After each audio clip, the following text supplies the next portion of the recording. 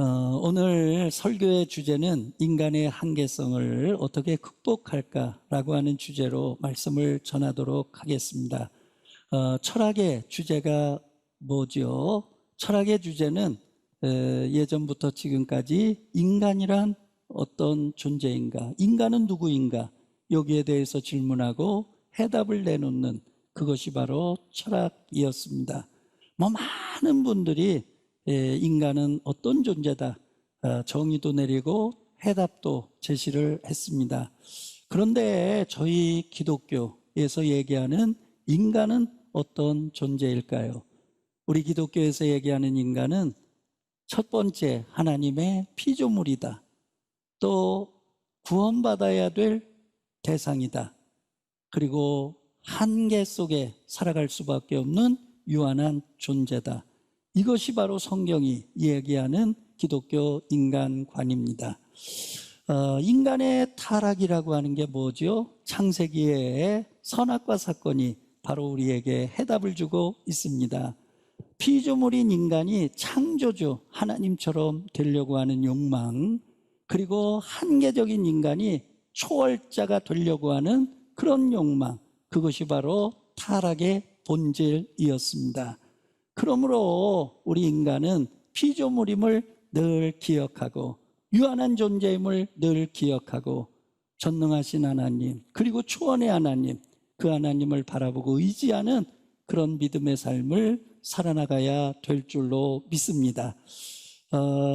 세계의 기독교 역사를 바꾼 많은 사건들이 있습니다. 이제 30대 사건 가운데 하나가 바로 칼 바르트 신학자가 로마서 주석을 쓴 겁니다. 20세기 초에 세계 신학계를 주도하신 세 분이 있습니다. 한 분은 칼 바르트, 한 분은 에밀 브루너, 한 분은 몰트만이라고 하는 이분이 세계의 신학계를 이끌어 나갔습니다. 로마서 주석, 이 책을 통해서 칼 바르트가 얘기한 건 한 가지입니다. 인간은 죄인이라는 거예요. 죄에서, 죽음에서, 그 굴레에서 스스로 빠져나올 수 없다는 거예요. 하나님의 은혜로 죄의 굴레에서 빠져나올 수 있고 죽음의 굴레에서 빠져나올 수 있다.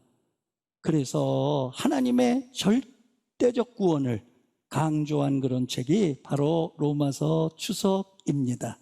그때 당시에 신학은 자유주의 신학이 판을 쳤거든요. 인간의 지성, 인간의 과학이 유토피아를 건설해 줄 거라고 생각을 했습니다. 그러나 제1차 세계대전, 제2차 세계대전을 겪으면서 인간의 과학과 이성이 유토피아를 건설할 수 없다.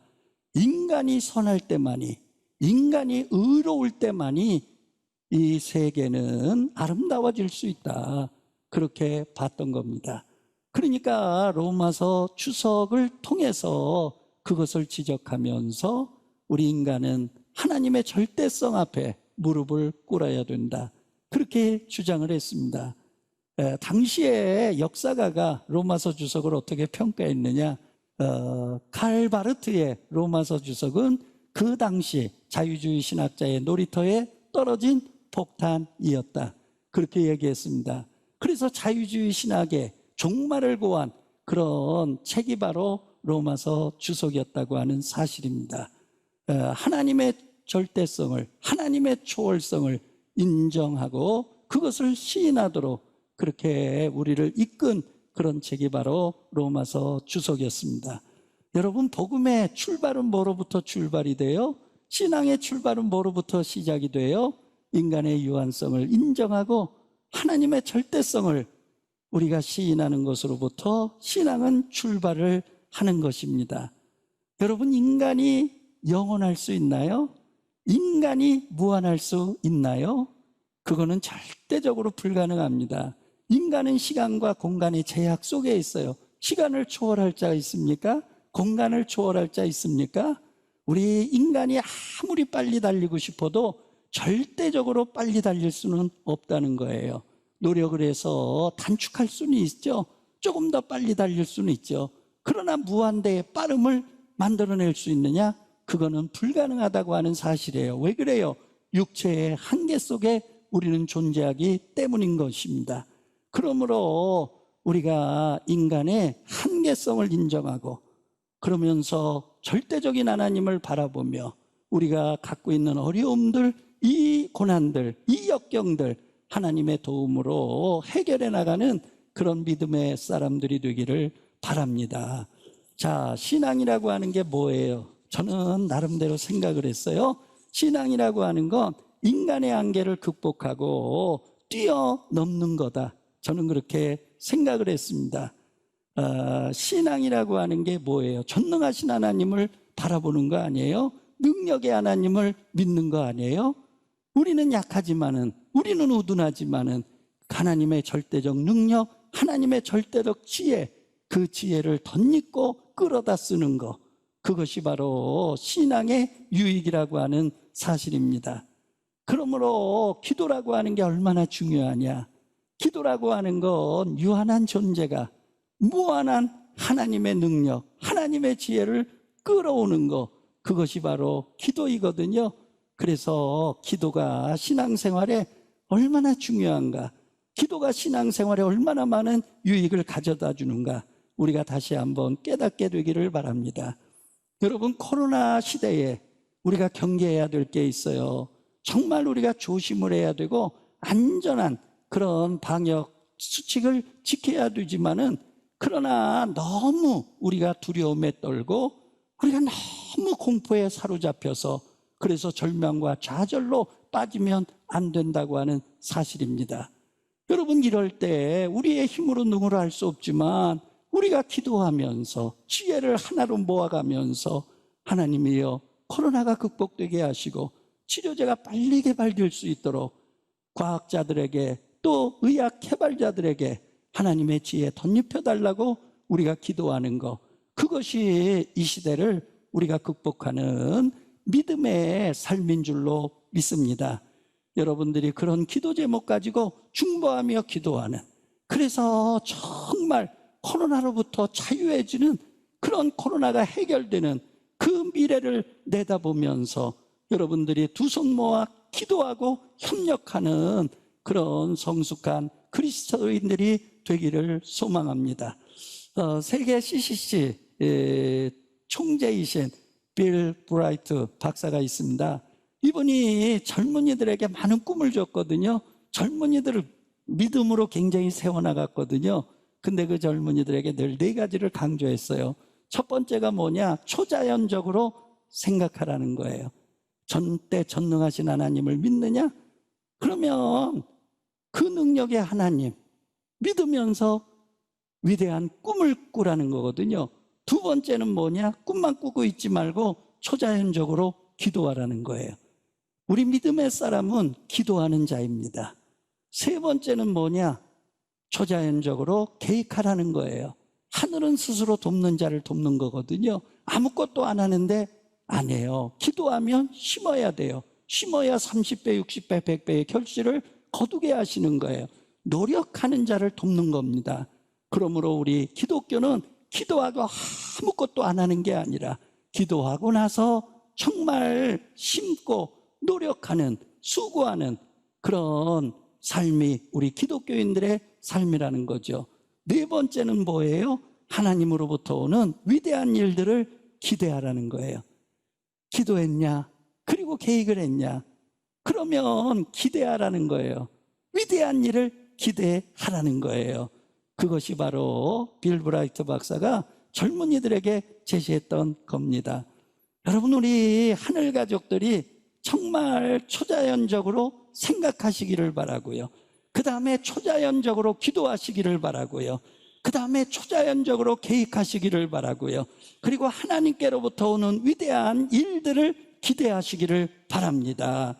코로나 극복을 위해 우리가 기도하면 인간의 힘으로 능으로 할 수 없을 것 같아도 하나님 도와주시면 모든 게 해결되는 그 희망의 미래가 오게 되는 줄로 믿습니다. 좌절하지 마시고 절망하지 마시고 자포자기하지 마시고 여러분들 기도하시기를 바랍니다. 그리고 해결되는 그날이 올 것을 기대하시고 여러분들이 희망을 가지고 미래를 향해 나가시는 하늘 가족이 되기를 바랍니다. 저는 하나님의 절대성을 믿어요. 하나님의 능력을 믿어요. 그러니까 뭐 목사겠죠. 자, 선교사님들을 굉장히 많이 만나게 돼요. 그러면 그분들의 이야기를 들으면 하나님 살아계시구나. 하나님 그렇게 역사하시는구나. 그래서 식어졌던 믿음이 다시 뜨거워지는 그런 경험을 하게 됩니다. 자, 제3세계에 아주 산골짜기에 가서 선교하는 그런 선배님이 계셨습니다. 산골마다 오토바이를 타고 가서 유치원을 설립을 하고 어린아이들을 교육을 하고 그리고 복음을 전해서 교회를 짓고 그래가지고 지역을 개발하는 그런 일을 하셨습니다. 그런데 뭐 시골 산골에 무슨 뭐 자동차가 있겠어요? 그리고 무슨 도로가 그렇게 포장이 됐겠어요? 그러니까 오토바이를 타고 산골짜기마다 돌아다니면서 유치원을 짓고 그 다음에 교회를 짓고 그런 일을 하셨는데 하루는 긴급하게 어느 산골에서 연락이 온 거예요. 어린아이 하나가 떨어져 가지고 피를 흘리고 죽어가고 있다는 거예요. 이 아이를 병원에 데리고 가야 되는데 병원에 데리고 갈 오토바이가 그 마을에 없다는 거예요. 선교사님 와서 도와달라는 거예요. 선교사님이 오토바이를 타고 급하게 갔습니다. 그 어린아이를 싣고서 이제 군청 소재지 정도 되는 병원으로 가는 중인데 이게 웬일입니까? 오토바이 주유 판을 보니까 기름이 다 떨어졌어요. 오토바이가 수답하면 그 아이는 죽는 겁니다. 그래서 선교사님이 할 수 있는 거 기도밖에 없잖아요. 하나님 도와주세요. 이 아이 죽으면 안 됩니다. 오토바이가 멈춰서면 이 아이 생명은 끝나는 거예요. 하나님 도와주세요. 기도를 했는데 놀라운 사실은요, 병원에 도착을 하니까 오토바이가 정지되더라는 거예요. 하나님의 도우심인 줄로 믿습니다. 여러분, 인간적으로 설명할 수 없죠. 그런데 팩트인 걸 어떻게 해요? 사실인 걸 어떻게 해요? 그 선교사님이 생생하게 자신도 이해할 수가 없대요. 자신도 그런 일이 어떻게 일어났는지 말할 수가 없다는 거예요. 여러분, 기도에는 커트라인이 없는 줄로 믿습니다. 누구든지 어떤 문제든지 우리가 하나님 앞에 기도하면 하나님은 우리를 긍휼히 여기시고 우리에게 사랑을 베풀어 주시는 그런 하나님이라고 하는 사실을 우리가 다시 한번 기억할 수 있게 되기를 바랍니다. 오늘 본문의 내용이 뭡니까? 여호수아의 기도입니다.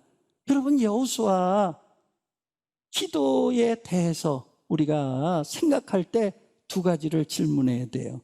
여호수아는 어떤 사람인가? 그리고 여호수아가 어떤 상황을 만났길래 이런 기도를 했을까? 첫 번째, 여호수아, 여러분, 우리는요 대단한 사람, 우리와 다른 사람 그렇게 생각할 수 있어요. 근데 그렇지 않아요. 여호수아는요 우리와 똑같이 평범한 사람입니다. 모세가 이스라엘 백성들을 이끌 때 여호수아는 제2인자였습니다. 40년 동안 2인자였어요. 40년 2인자 한다고 하는 거 주도적인 사람은 못해요. 치고 나가는 공격적인 사람은 못해요.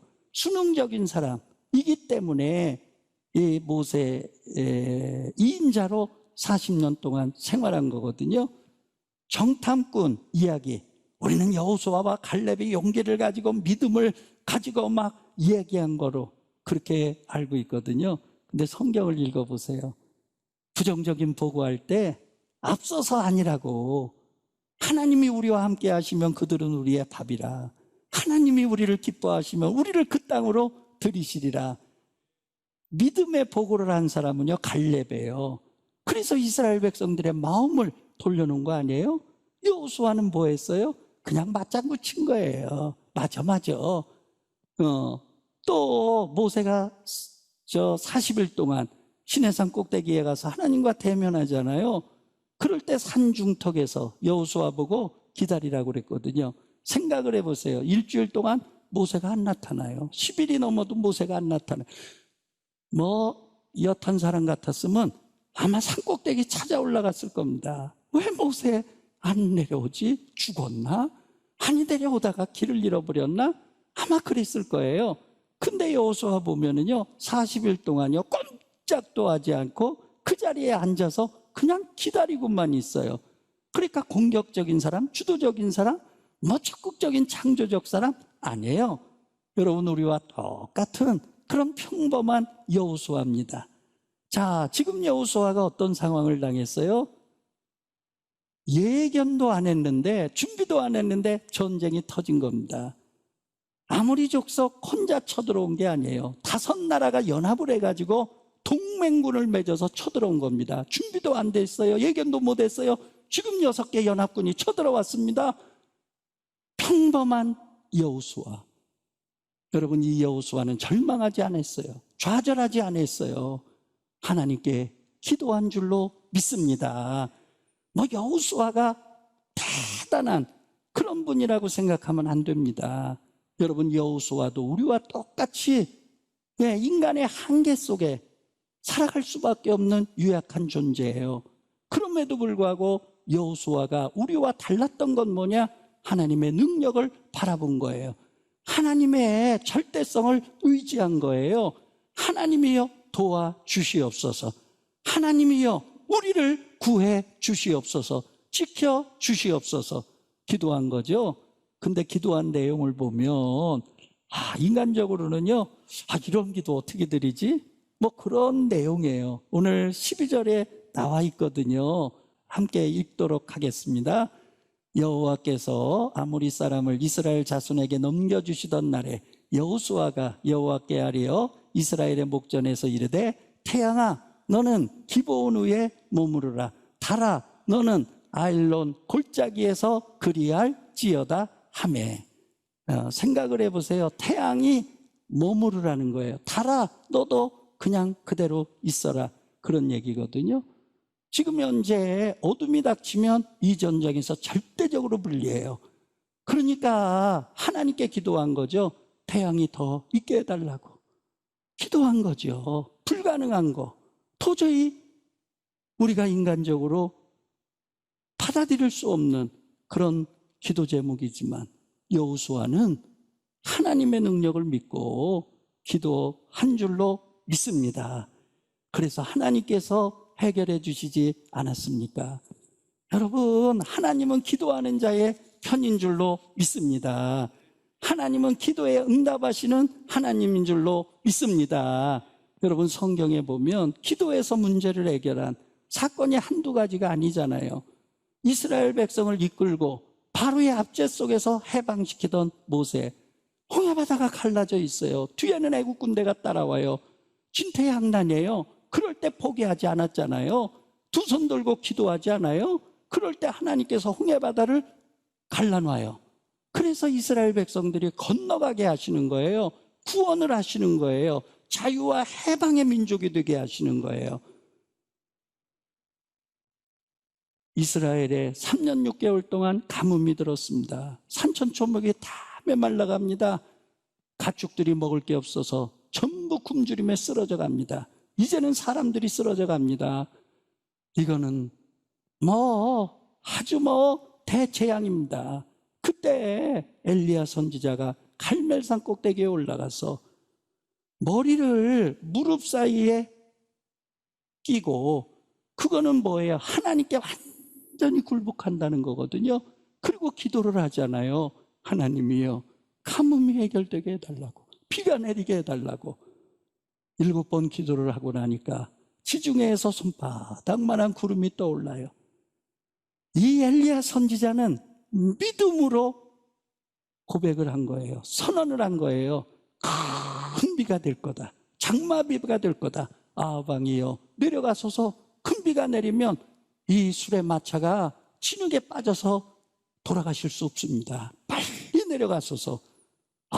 선언하고 나니까 여러분, 이 손바닥만한 구름이 먹구름이 되고, 먹구름이 소낙비가 되고, 소낙비가 장마비가 돼서 3년 6개월 동안 메말랐던 가뭄이 해갈되는 그런 하나님의 은혜를 베풀어 주신 줄로 믿습니다. 여러분, 조지 밀러 목사님 아시잖아요. 고아의 아버지, 기도의 아버지. 그런데 평생 몇 명을 길렀습니까? 1000명의 고아를 길렀습니다. 그러면 조지 밀러 목사님이 갑부였습니까? 재벌이었습니까? 아니에요. 그의 손에는 하나도 들은 게 없어요. 주머니에 가진 게 없어요. 그런데 내 손은 빈손이라 할지라도 두 손 모아 기도하고 하나님이여 이 고아를 먹여 살려 주시옵소서. 이 고아들을 기를 수 있게 해주세요.